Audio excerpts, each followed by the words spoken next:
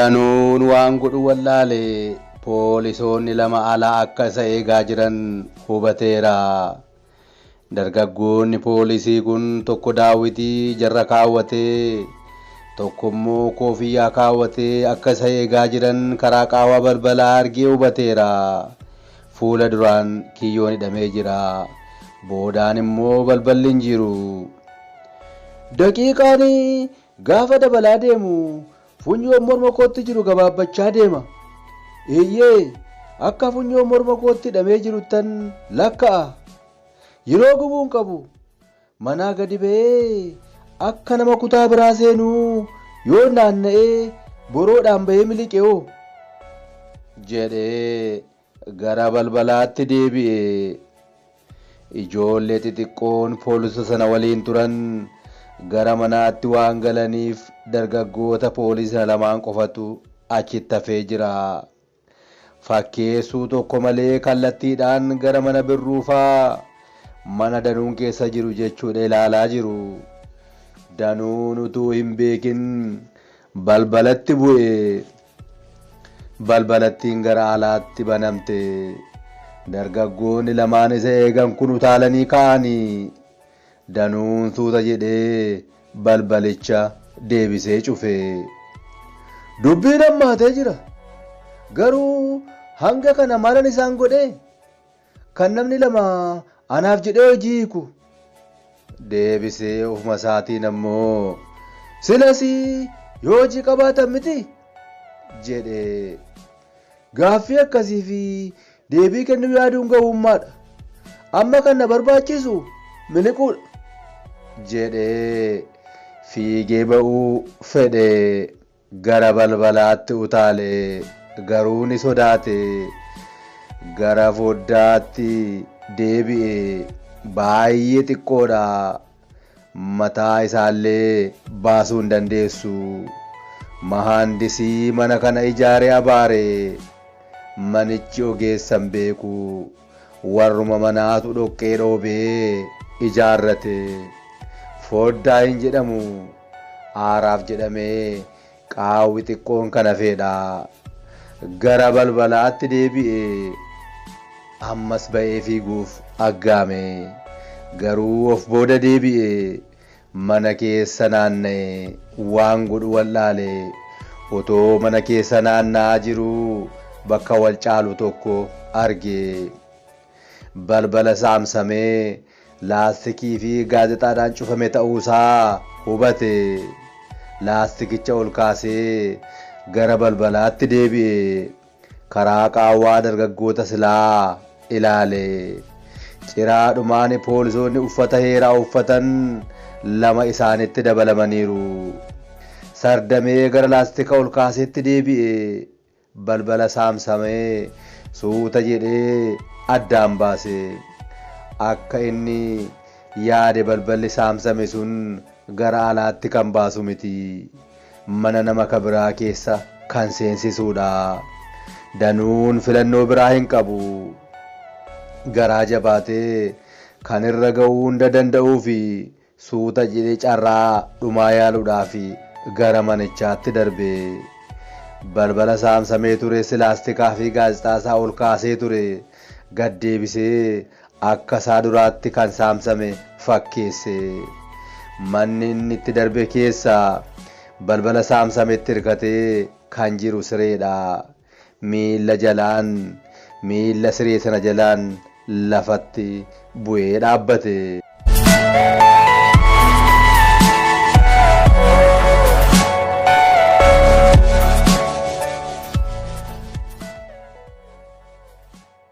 Siree kanarra intalli furdoon tokko of gattee rafteetti. Mudhii ishee ol qullaadha. Mudhii ishee gadis taanaan amsoolaan gama tokkoon irraa solola'ee gara tokkoon qullaatti ishee hambiseera. Butaan taallee hin kaawwanne. Nyaarri ishee gobbuudha. Haadhuun uffattu malee iji ishee gurguddaa ta'uun ni beekama. Maddiin ishee guutuudha. Dabbasaa faranjii isheen hidhatte. Kan uumamaan rabbi ishee kenne fakkaata. Baay'ee irraa bareeda. Hirriba nagaa keessa jiraachuu hafuura isheen baafatturraa ni beekama. Nageenya namoota baay'ee walitti qabdee kan qabattee jiru fakkaata. Yeroo ani dhiphina guddaa akkasii keessa jirutti isheen akkasitti of gaftee rafti. Mana gadi aanaa siree caccabaarra akkasitti of gattee rafti. Faallaa kanaan ammoo mana jabanaa keessa taa'anii siree jabanaa fi ispoonjii yookaan firaashii mijaawaa irra ciisanii hirriba kan hin qabne guutaniiru. Manni haala kaa'u kan of harkaa qabutti gammaddee yoo jiraatte akkasi kunoo. Abjuun qilleensa irratti mana ijaaraa jiraachuun bu'aan qabu. Kan isa xiqqaa galateeffatetu isa guddaas beeka jedhe. Otoo inni dhaabbatee yaadaa wajabbaraa jiru hafuura dheeraa baafattee isa dura cinaachaan ciisaa turte gara dugdaan ciisuutti geeddaratte. Wayyaan sila irra jiru gattee qullaa akka dhalatteetti hafte. Wayyaa sila irra jiru gattee qullaa akka dhalatteetti hafte.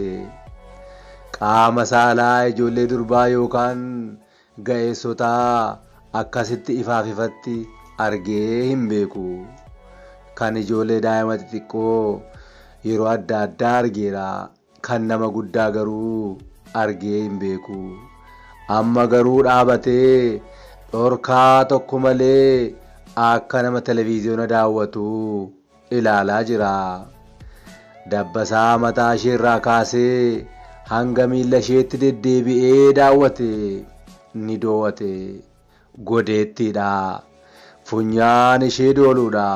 Qaamni ishee garuu nama harkisa. Nama marara. Hidhiin ishee na dhungadhu jedha. Mormi ishee dheeraa miti. Harmi ishee akka tulluu walalii fi tulluu yaa'ii, akka tulluu walalii fi tulluu cilaaloo gamaaf gamana dhaabbateera. Na qabaa jedha. Harma ishee gidduun gara handhuura ishee fi luqqeetti ishee ilaaluun, harma ishee gidduun gara handhuura ishee fi luqqeettuu ishee ilaaluun sulula gaarreewwan Oromiyaa nama yaadachiisa. Luqqeettuun ishee bodhosaadhuma. Qaqqabii, baadhu, haammadhu, kunuunsi nama jechisiisa. Danuun qaama ishee biraas haa ilaalu malee deddeebi'ee kan qubatu luqqeettuu ishee gidduudha. Rakkoo keessa jiruu fi bakka jirullee ni dagate. Qaamni isaa ni ho'e. Utaalee irratti kufisa jechisiise. Bolaaleen isaa fuula duraan akka godoo boqqolloo fannifame. Qaamni hormaataa isaa garmalee dhagooge, ni qorame. Iigoo fi suuppariigoon wallaansoo wal qabaa jiru. Suuppariigooni osoo dhagaa akkasii seente keessa hin ba'iin dhagaa dabalataa ofitti hin harkisin. Yommuu utuu dhagaa keessa seente keessaa hin ba'iin dhagaa dabalataa ofitti hin harkisin.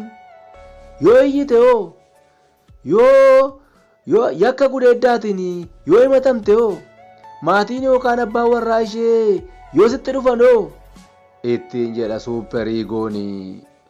Intalattiin harka ishee diriirsitee turte akka nama deebifatu amsoolaa gar tokkoon fuula isheerra buufte. Qullummaanis ta'ee dugdaan ciisuun akkuma jirutti jira. Miila ishee tokko akka ol dachaasuu wayi goote. Inni tokko akka diriiretti jira.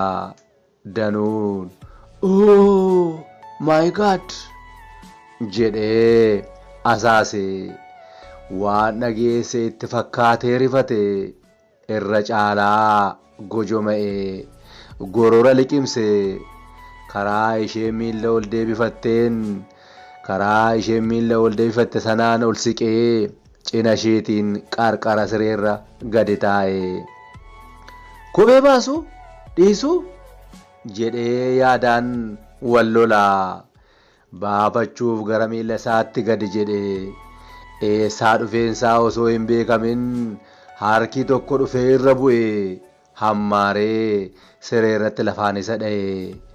Danuun of dhoksuuf jecha fuula isaa uffata qorraa keessa galche.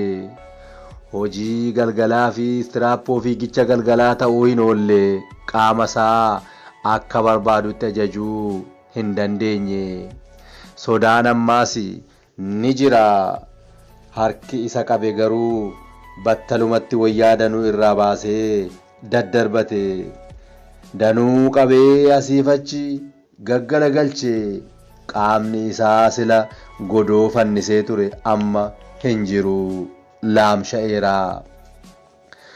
Sammuun waarifannaan battalumatti kan ajaje sammuu irraa fudhatuu fi sammuu waliin gadda kan taa'uu danda'u sanyiin qaama qormaataa, sanyiin qaama hormaataa jiraa laata jedhee of gaafate. Eeyyee sammuun waarifannaan battalumatti kan ajajamuu fi sammuun waa gaddee jennaan sammuu wajjin kan gadda taa'u sanyiin qaama hormaataa jiraa laata? Harki marsee isa qabe danuu yaabbatee irra taa'e. Danuun humnaan duddaan akka ciisu godhameera. Fuula isaarra wayyaatu jira. Innis akkuma dunuunfatetti jira. Kan isa yaabbate akka nama wal quunnamtii saalaa raawwatu danuurra sirbaa jira. Rifannaan danuu ni dabale. Waatu sammuu isaatti dhufe. Wayyoo dhiiraaf dheera kan jedhu sammuu isaatti dhufe. Hanga danda'e ofirraa falmachuuf humna qabu hunda fayyadamee ofirraa darbate. Yommuu sana namni irra jiru sun garmalee urgufamaa hafuura dheeraa baafachaa gadoodaa jira jechuun ni danda'ama. Darbannaa danuutiin firashii qarqara siree irratti kufte. Sagalee qabbanaa'een "Thank you God" jette. Danuu dhiira se'ee kan ture intala ishee inni siree irratti ilaalaa ooleedha. "Ani qumee yookaan yeshiin jedhama" ittiin jette.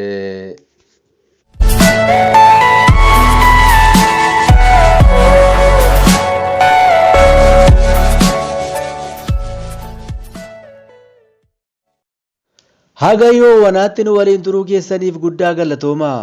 Ulfaadhaa eebbifamaa isiniin jenna. Ergaa hagayyoo naatti nu waliin turtaniiti. Mee warri maatii mana kanaa taatan hin ta'in jirtanii osoo maatii hin ta'in hin bahina. Hundumti keessan immoo laayikii gochuuf hiriyoota keessaniin qooduun nu waliin ta'an affeerraa keenya. Kun viidiyoo itti aanuuf nu jajjabeessa. Viidiyoo kana itti aanuun boranga wal agarruutti bakkaa fi haala keessa jirtanitti nageenyi keessan haa baay'atu. Nagaatti.